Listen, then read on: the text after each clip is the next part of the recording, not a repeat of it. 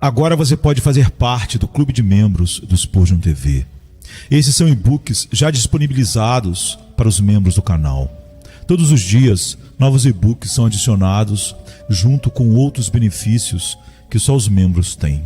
Sendo um membro, você passa a ajudar no crescimento desse ministério, tanto na quantidade do que podemos publicar, como na qualidade do material.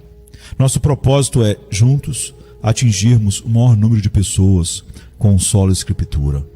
Seja um membro do Spurgeon TV.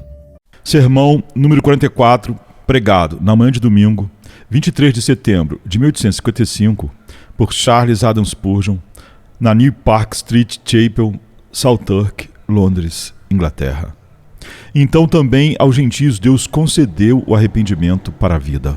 Atos 11, 18. Um dos maiores obstáculos que o Evangelho precisou superar foi o forte preconceito arraigado na mente de seus primeiros seguidores. Os crentes judeus, os 12 apóstolos e aqueles a quem Jesus Cristo chamara dentre os dispersos de Israel, estavam tão apegados à ideia de que a salvação era dos judeus e de que apenas os discípulos de Abraão, ou ao menos os circuncidados, poderiam ser salvos, que não conseguiam aceitar a possibilidade de que Jesus viera para ser o Salvador de todas as nações e de que nele seriam benditos todos os povos da terra. Foi com dificuldade que puderam admitir essa hipótese.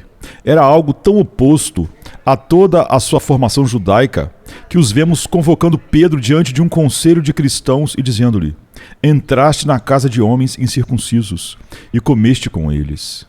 E Pedro só pôde se justificar após relatar todo o ocorrido, explicando que Deus lhe aparecera em visão, declarando: ao que Deus purificou, não considere comum. E que o Senhor lhe ordenara pregar o Evangelho a Cornélio e a sua família, uma vez que eles eram crentes. Diante disso, o poder da graça foi tão forte que os judeus não puderam mais resistir e, em face de toda a sua instrução anterior, adotaram imediatamente o princípio abrangente do cristianismo e glorificaram a Deus dizendo: então Deus também aos gentios concedeu o arrependimento para a vida. Louvemos a Deus porque hoje estamos livres dos grilhões do judaísmo e também não estamos presos a um gentilismo que, por sua vez, tem excluído os judeus. Vivemos próximos do bendito tempo que virá, quando judeu e gentio, servo e livre, sentirão que são um só em Jesus Cristo, nossa cabeça. Não me estenderei, porém, sobre este ponto agora. Meu tema nesta manhã é arrependimento para a vida. Que Deus me conceda a graça para falar de tal forma que sua palavra seja como espada afiada, penetrando até a divisão da alma e do espírito e das juntas e medulas. Por arrependimento para a vida, entendo aquele arrependimento que é acompanhado de vida espiritual na alma e que garante a vida eterna a todos que o possuem. Digo que esse arrependimento para a vida traz consigo vida espiritual ou, antes, é sua primeira consequência. Há arrependimentos que não são sinais de vida espiritual, mas apenas de vida natural, pois são produzidos unicamente pelo poder da consciência e pela voz da natureza, falando ao homem. Mas o arrependimento de que falamos aqui é gerado pelo autor da vida. E quando vem, gera tal vida na alma que aquele que estava morto em delitos e pecados é vivificado juntamente com Cristo. Aquele que não tinha sensibilidade espiritual agora recebe com mansidão a palavra em enxerto. Aquele que dormia no centro da corrupção recebe poder para se tornar um filho de Deus e achegar-se ao seu trono. É esse o arrependimento para a vida, o qual comunica vida a um espírito morto.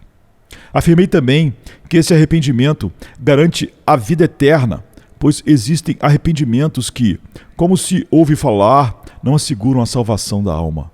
Alguns pregadores afirmam que o homem pode se arrepender e crer, e ainda assim cair e perecer.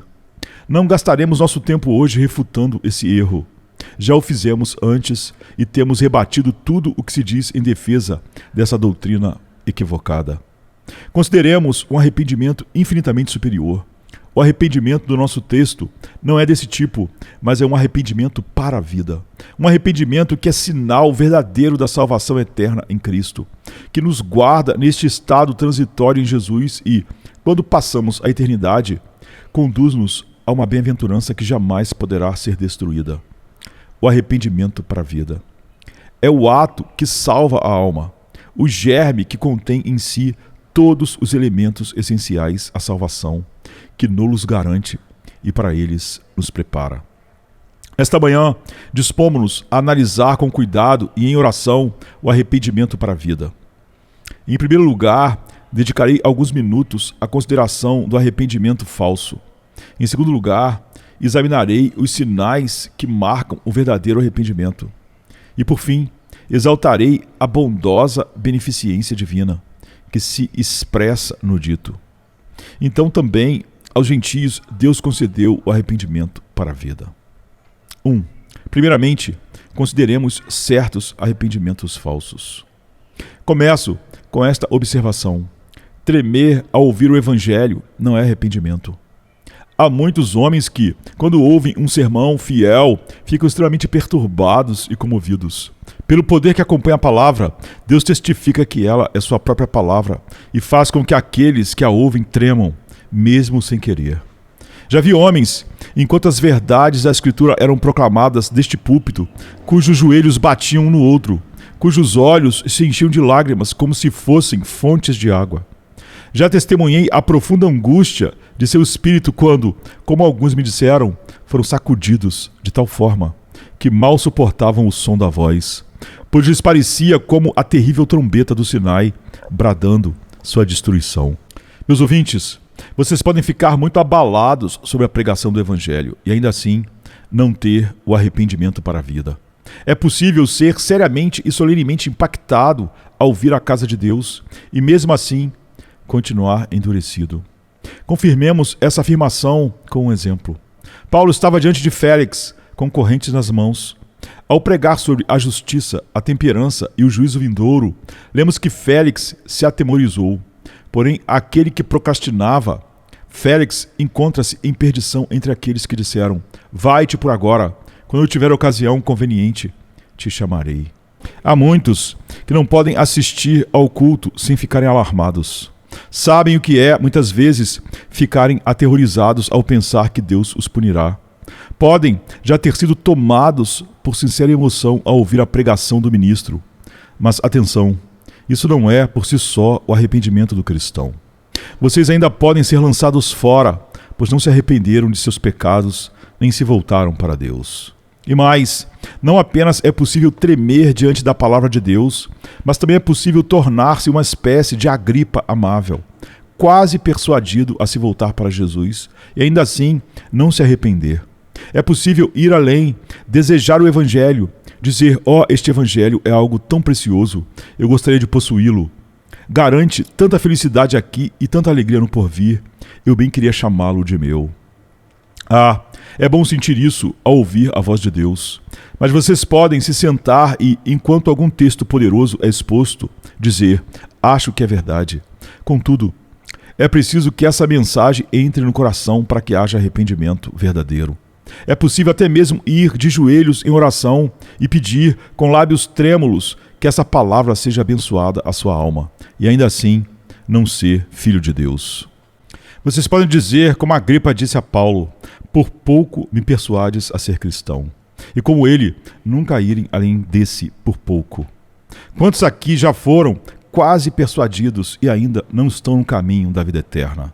Quantas vezes a convicção de pecado já os levou a se ajoelhar e ficar quase arrependidos, mas vocês permaneceram exatamente ali, sem jamais de fato se voltar para Deus. Vejam aquele cadáver recentemente morto. Quase não apresenta a palidez típica da morte. A cor ainda se assemelha à vida. As mãos ainda estão aquecidas. Aparentemente parece vivo e quase se pode supor que respire. Tudo está lá. O verme sequer o tocou. A decomposição mal começou. Não há cheiro desagradável. Ainda assim, a vida se foi. Assim sucede contigo.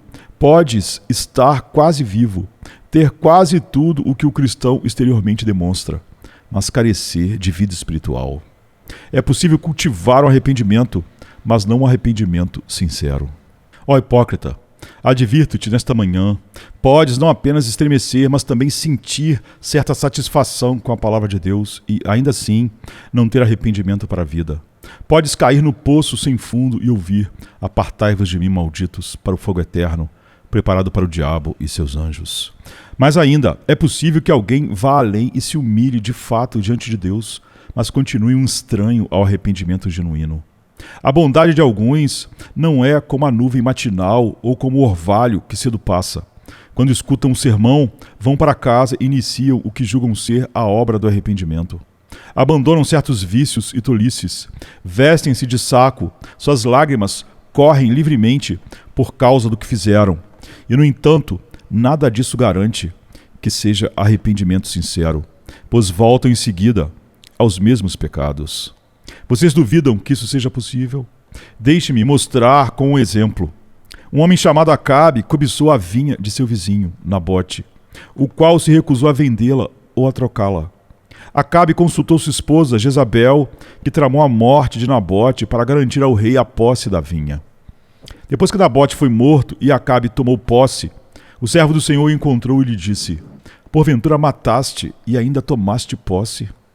Assim diz o Senhor: no mesmo lugar em que os cães lamberam o sangue de Nabote, lamberão também o teu sangue. Eis que trarei mal sobre ti e arrancarei a tua posteridade. Lemos que então Acabe se humilhou e o Senhor declarou: porquanto Acabe se humilha diante de mim, não trarei o mal nos seus dias. Deus lhe concedeu algum tipo de misericórdia, mas no capítulo seguinte, vemos que Acabe se rebelou novamente e numa batalha em Ramote de Gileade foi morto, cumprindo-se a palavra do servo do Senhor, de modo que os cães lamberam seu sangue, justamente na vinha de Nabote. Digo-vos, portanto, que alguém pode humilhar-se por um tempo diante de Deus e ainda assim continuar escravo de suas transgressões. Pode até temer a condenação eterna, mas não o cometimento do pecado. Teme o inferno, mas não teme suas próprias iniquidades. Teme ser lançado no abismo, mas não teme endurecer o coração contra os mandamentos divinos. Não é verdade, pecador, que tu tens medo do inferno? Não é o estado da tua alma que te preocupa, mas sim o inferno. Se o inferno fosse extinto, teu arrependimento se extinguiria. Se a punição fosse removida, pecarias com mais atrevimento. Teu coração se endureceria ainda mais e se rebelaria contra o soberano. Não vos enganeis, irmãos. Examinai-vos a vós mesmos se estáis na fé. Perguntai-vos se tendes realmente o arrependimento para a vida. Pois é possível humilhar-se por um tempo e ainda assim jamais se arrepender diante de Deus. Além disso, muitos vão ainda mais longe e, no entanto, permanecem distantes da graça. É possível que a pessoa confesse seus pecados e, mesmo assim, não se arrependa. Ela pode chegar a Deus e dizer que é, sim, um miserável. Pode elencar suas transgressões e pecados cometidos, mas sem perceber a gravidade de sua culpa, sem desenvolver verdadeira aversão às suas más obras. A pessoa pode confessar e reconhecer suas falhas, mas sem delas aborrecer-se. E se em vez de resistir ao pecado com a força que Deus dá, prossegue nele, essa aparente confissão não terá valor algum. Será apenas uma camada de tinta, não a transformação genuína que resiste à prova do fogo. Volto a dizer, é possível confessar erros e, mesmo assim, não ter arrependimento. Por fim, e agora chego ao ponto extremo, você pode até realizar atos que pareçam condizentes com arrependimento e continuar impenitente. Deixe-me dar uma prova disso, atestada pela inspiração das Escrituras. Judas traiu seu mestre e, após fazê-lo, foi tomado por uma consciência avassaladora do enorme mal que cometera. Sua culpa afogou qualquer esperança de perdão e, em desespero, não em verdadeiro pesar, confessou seu pecado aos principais sacerdotes, clamando: pequei traindo sangue inocente. Eles responderam: que nos importa? Isso é contigo. Então ele lançou as moedas de prata no templo, mostrando que não suportava mais portar o preço da culpa, e foi embora. Em seguida, foi salvo? Não. Retirou-se e enforcou-se. E a vingança de Deus o alcançou mesmo depois disso, pois quando se enforcou, caiu de onde estava suspenso e despedaçou-se. Perdeu-se, e sua alma pereceu. Contudo, observem o que ele fez. Pecou, confessou seu erro, devolveu o dinheiro e ainda assim acabou como um réprobo. Não tremem diante disso? Percebem quão possível é imitar o cristão de forma tão parecida que a própria sabedoria humana pode ser enganada? 2. Segundo, os sinais do verdadeiro arrependimento. Agora, tendo alertado sobre vários tipos de arrependimento falsos, proponho ocupar algum tempo com observações sobre o verdadeiro arrependimento e os sinais que podem indicar se temos o arrependimento para a vida. De início, quero corrigir 2 enganos comuns que cometem aqueles que se aproximam de Jesus Cristo.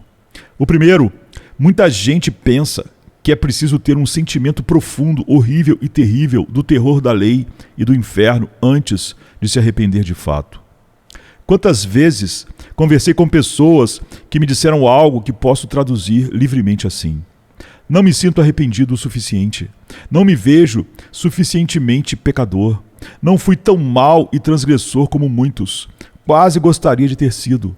Não porque eu ame o pecado, mas porque então, acredito, teria convicções mais profundas da minha alma e me sentiria mais seguro de que realmente vim a Jesus Cristo. É um grande erro imaginar que esses pensamentos horríveis e terríveis sobre o juízo vindouro façam parte necessária do arrependimento. Com frequência, eles nem vêm de Deus, mas são insinuações do diabo. E mesmo quando a lei opera e produz tais sentimentos, não devemos considerar que façam parte essencial do arrependimento. Eles não entram na essência do arrependimento. O arrependimento é o ódio ao pecado e afastar-se do pecado e decidir, com a força de Deus, abandoná-lo. O arrependimento pode ocorrer sem manifestações assustadoras do terror da lei. Alguém pode arrepender-se sem ter escutado o som da trombeta do Sinai, mas talvez apenas um distante eco do seu trovão. Alguns são despertados por Deus com a grande marreta da ira vindoura. Outros, porém, são tocados pela pequena chave da graça. Uns ele abre com o pé de cabra da lei, outros com a chave suave da misericórdia. Pode haver diferentes meios, mas a questão central é: ele entrou em seu coração, está habitando ali. Muitas vezes o Senhor não está no vendaval nem no terremoto, mas sim na voz suave e mansa. Um segundo equívoco está em achar que não se pode alcançar a salvação porque não se arrepende o bastante. Imaginam que, se conseguissem atingir certo grau de arrependimento, então seriam salvos. Ah, Senhor, alguns dizem, não me arrependo o suficiente. Mas, queridos, não há grau de arrependimento, por mais elevado que seja exigido para que sejamos salvos. Vocês sabem que há diferentes níveis de fé, mas a menor fé salva. Assim também acontece com arrependimento. Há vários graus de arrependimento, porém, o menor arrependimento, se sincero, salvará a alma. A Bíblia declara: aquele que crê será salvo. Isso abrange até mesmo o grau mais diminuto de fé. Da mesma forma, quando diz arrependei-vos e sereis salvos, inclui aquele cujo arrependimento é real, embora ainda pequeno. Além do mais, nunca teremos um arrependimento perfeito nesta vida. Jamais chegamos a ter fé perfeita, livre de qualquer dúvida. Nem chegamos a um arrependimento totalmente isento de dureza de coração. O penitente mais sincero que vocês conheçam ainda sente em si a presença de certa impenitência. O arrependimento é um ato para a vida toda. É algo contínuo que cresce dia após dia. Creio que o cristão, em seu leito de morte, terá um pesar mais profundo do que jamais tivera antes. O arrependimento e a fé são realidades contínuas que compõem a vida cristã. Pecar e arrepender-se de novo, crer e voltar a crer no Senhor Jesus, crer nele e novamente arrepender-se de seus pecados. Nisso consiste a plenitude da felicidade do crente. Vocês não devem esperar ter um arrependimento perfeito antes de serem salvos. É preciso ter sim arrependimento sincero, mas pela graça de Deus, vocês crescerão mais e mais nesse sentimento conforme avançarem em sua caminhada. E vocês, cristãos, que sentem não ter um arrependimento profundo o bastante, que não têm fé suficientemente grande, o que devem fazer? Pedir a Deus que aumente sua fé e que lhes dê mais arrependimento. Já tentaram ter um arrependimento mais profundo? Se falharam, ainda assim confie em Jesus e continuem buscando dia após dia um coração quebrantado. Reforço uma vez mais: não esperem ter um arrependimento perfeito desde o princípio, mas sim um arrependimento genuíno. Então, pela graça, vocês seguirão de virtude em virtude, até que, por fim, venham a odiar e abominar o pecado como uma serpente venenosa. Aí estarão muito próximos da perfeição no arrependimento. Depois dessas considerações preliminares, poderemos perguntar: quais são os sinais do verdadeiro arrependimento diante de Deus? Antes de tudo, sempre há tristeza nele. Ninguém jamais se arrepende do pecado sem algum tipo de pesar. Pode ser mais ou menos intenso, conforme a forma como Deus chama aquela pessoa e segundo o tipo de vida que levava antes. Mas algum grau de pesar precisa existir. Não importa se vem no início ou mais tarde, mas em algum momento ele se manifestará ou não será o arrependimento do cristão. Certa vez, conheci um homem que professava arrependimento e, de fato, seu comportamento externo havia mudado. Entretanto, nunca vi nele qualquer sinal real de pesar por seus pecados. Nem mesmo no momento em que professou crer em Jesus se percebia contrição. Considero que ele tem apenas dado um salto estático rumo à graça. E descobri depois que deu também um salto igualmente repentino de volta ao pecado. Aquilo não era ovelha de Deus, pois não fora lavada em arrependimento. E todos os filhos de Deus passam por esse banho quando se convertem dos seus pecados. Ninguém se aproxima de Cristo e conhece seu perdão sem sentir quão terrível é o pecado que levou Jesus à morte. Vocês que têm olhos sem lágrimas, joelhos que não se dobram e corações que não se quebrantam, como podem achar que são salvos? O Evangelho promete salvação somente para aqueles que de fato se arrependem. Mas não quero, ao dizer isso, angustiar os que não derramam lágrimas literais. Há quem seja de natureza mais dura, incapaz de chorar. Já presenciei pessoas que conseguem suspirar e gemer, mas não chorar de fato.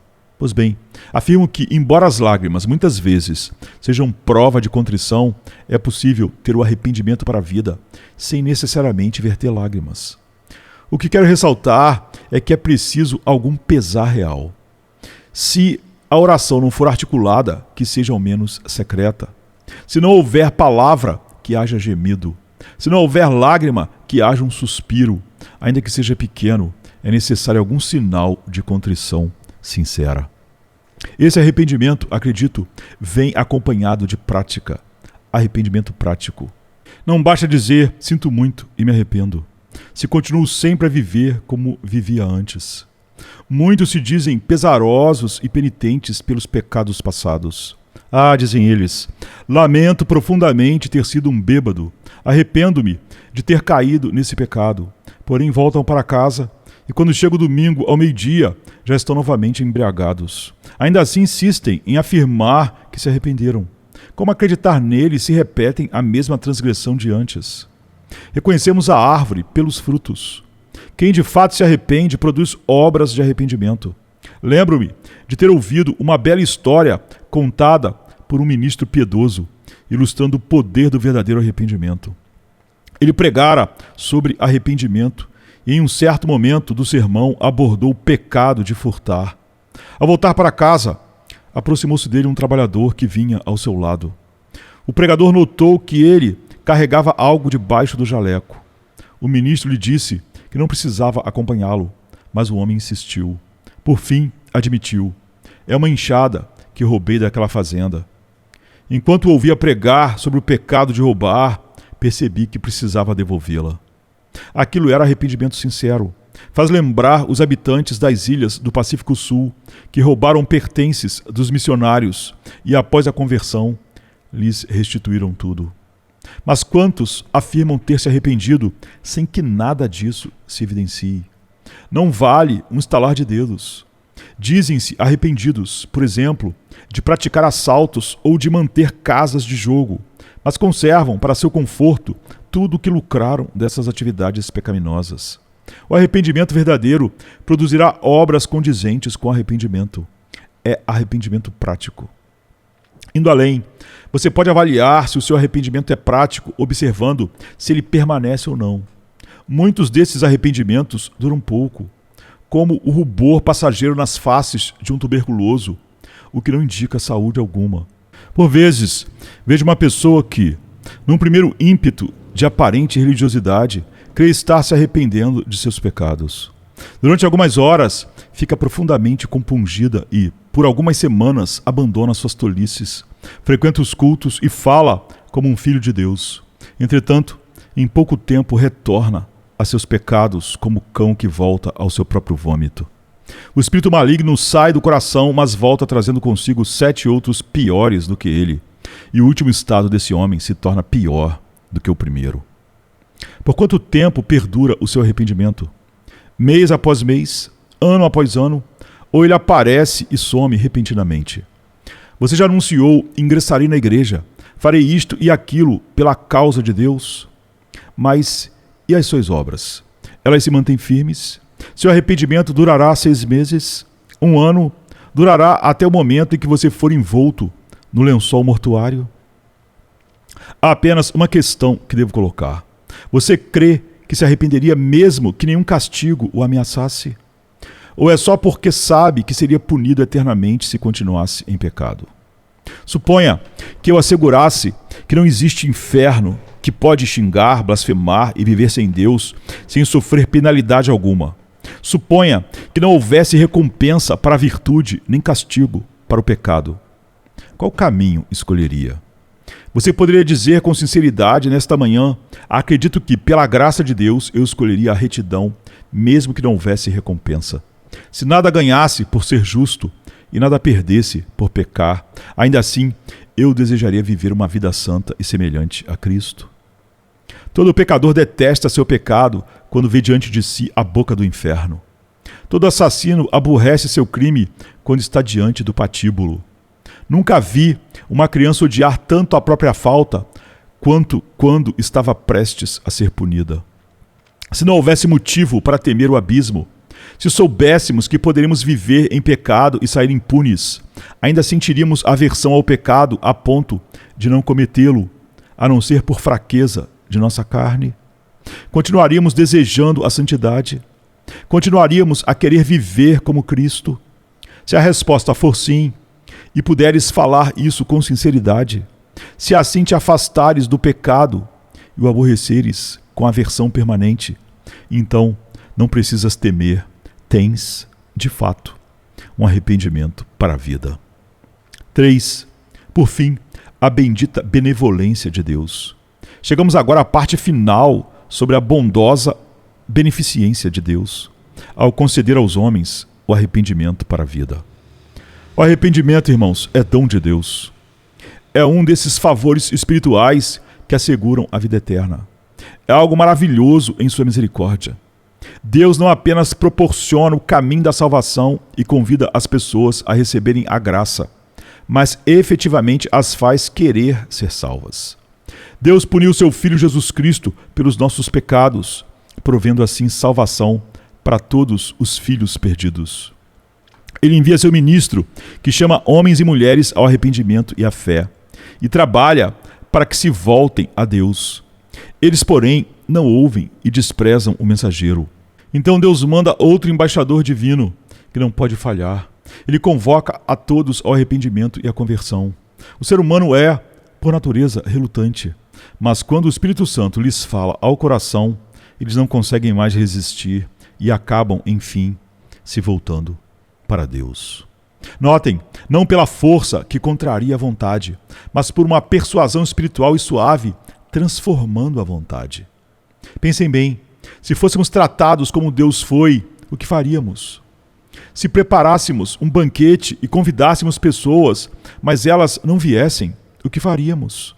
Alguém aqui se daria ao trabalho de ir pessoalmente a cada convidado, convencer cada um a vir, e, se eles dissessem, não consigo comer, chegaríamos a abrir-lhes a boca? Possivelmente não faríamos isso. No entanto, o que Deus faz? Diz: vou preparar uma ceia. Se não quiserem vir, mandarei meus servos aos caminhos e atalhos, e os compelirei a entrar para que se banqueteie com o que preparei. Não é um ato sublime de misericórdia divina ele não apenas oferecer o banquete, mas, de fato, convencer as pessoas a vir e fazê-las permanecer, alimentando-se até as conduzir às moradas eternas? E enquanto as leva, diz a cada uma: amei-te com amor eterno, por isso com benignidade te atraí. Agora, amas-me? Ó Senhor. Respondem: tua graça nos trouxe aqui, prova que nos amas, pois éramos relutantes. Disseste que viríamos e, mesmo resistindo, tu nos levaste contigo. Agora, Senhor, bendizemos teu nome e te amamos por essa força que nos conquistou. Foi uma doce coerção. Ó graça soberana, subjuga meu coração. Quero ser levado em teu triunfo, um cativo voluntário do meu Senhor, para cantar as honras de sua palavra. Qual é a sua resposta a isso? Alguns talvez digam: Senhor, faz tempo que tento me arrepender. Em meio a dificuldades e aflições, venho orando e me esforçando para crer e fazer tudo o que posso. Mas digo-lhes, poderão tentar por muito tempo e jamais o conseguirão desse modo. Não é por esse caminho que se obtém arrependimento. Lembro-me de 2 cavalheiros que viajavam juntos. Um disse ao outro: não entendo por que você se lembra tanto da sua esposa e filhos, relacionando tudo o que vê com eles, enquanto eu nunca consigo trazê-los à mente. O outro respondeu: justamente porque você tenta. Eu, porém, naturalmente conecto cada situação a eles. Quando dá tal hora, penso: agora eles estão se levantando, ou agora estão em oração, ou agora tomam o café da manhã, e assim os tenho sempre diante de mim. Creio que algo semelhante se dá com o arrependimento. Se alguém diz: quero crer, mas tenta mecanicamente se forçar a isso, jamais o conseguirá. Porém, quando contempla e medita em Jesus Cristo, aí sim a fé brota. A forma de se arrepender é crer e pensar em Jesus. Se nos pusermos a considerar o lado ferido e sangrante dele, a coroa de espinhos, seus gritos de angústia, se pensarmos em tudo que Cristo sofreu, é impossível não nascermos para o arrependimento sob a ação do Espírito Santo. Posso assegurar que ninguém consegue, guiado pelo Espírito, contemplar a cruz de Cristo sem que seu coração se quebre. Não lembro de ter visto alguém refletir sobre o sofrimento de Jesus sem que brotasse arrependimento e fé. Se você precisa de fé, lembre-se de que é Ele quem a concede. Se precisa de arrependimento, é Ele quem o concede. Se carece de vida eterna, Ele a dá liberalmente. Ele é capaz de levá-lo a sentir a gravidade do pecado e arrepender-se ao contemplar a cruz do Calvário, ouvindo o brado mais intenso da morte: Eloi, Eloi, lama sabachthani? Deus meu, por que me desamparaste? Esse é o clamor que gera arrependimento. Fará você chorar e dizer: ó, será que meu Salvador sangrou por mim? Será que meu soberano morreu no meu lugar? Se você quer arrependimento, a melhor orientação que posso dar é esta: olhe para Jesus, e que o bendito doador de todo arrependimento para a salvação o livre dos arrependimentos falsos aqui descritos, e lhe conceda aquele que conduz a vida. Arrependei-vos, a voz celeste clama. Nem mais ouseis adiar. Quem despreza esse chamado morre, e um dia de fogo irá encarar. Não mais o olhar soberano de Deus ignora a iniquidade humana. Seus arautos vão pelo mundo advertindo sobre o mal que nos engana. Essa voz ressoa pela terra, que toda a terra atenda e tema. Ouçam-na, voz de nascença real, e que vossos servos também a escutem. Juntos, curvem-se em sua presença, confessem toda a vossa culpa, abracem agora o bendito Salvador. Não brinquem com sua graça. Prostrai-vos antes que a trombeta soe e vos chame ao seu juízo. Pois a misericórdia tem limite marcado, e além dele, transforma-se em castigo. Amém. É sexta-feira chega trazendo a noite em seu manto. Jesus em súplicas, enquanto Pedro sucumbe ao encanto do sono. Judas, com seu beijo, selou o destino. Traição que esboça o pranto no silêncio da noite. A esperança parece se esconder, mas o eco do domingo aos poucos começa a nascer. Pilatos em sua indecisão, o sinédrio em conspiração, a turba em escárnio desconhece a ressurreição. Discípulos fugitivos, corações partidos, Maria em lágrimas, Pedro nega, o galo canta anunciando a manhã que tarda. É sexta-feira, clama a criação, mas o domingo se anuncia, trazendo redenção. Nosso Salvador, sob o peso da cruz, caminha entre a multidão que zomba, sua santidade diminui. A coroa de espinhos, o sangue que escolhe marcas de amor infinito. É sexta-feira, mas a esperança do domingo não está tão distante. Elevado na cruz, entre criminosos a dor se faz presente. O véu se rasga, a terra treme, o céu escurece, um silêncio envolvente. A pedra colocada, os guardas se postam, a vigília começa, mas a promessa do domingo no coração ainda aquece. É sexta-feira, mas não é o fim. Domingo vem aí com vitória sem fim. A escuridão parece reinar, a morte sorri, certa de sua vitória. É sexta-feira, mas a história ainda não contou sua glória. O pecado julga ter vencido, a esperança parece falhar, mas a luz do domingo já começa a brilhar. O túmulo agora vazio, a pedra removida, Jesus ressuscitou, trazendo vida. Manhã de domingo, brilha a esperança restaurada. A morte foi vencida, a redenção proclamada.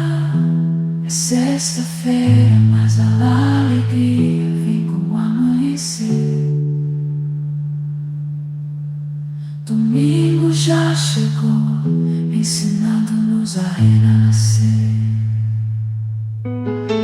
Nosso Salvador, sob o peso da cruz, caminha entre a multidão que zomba, sua santidade diminui.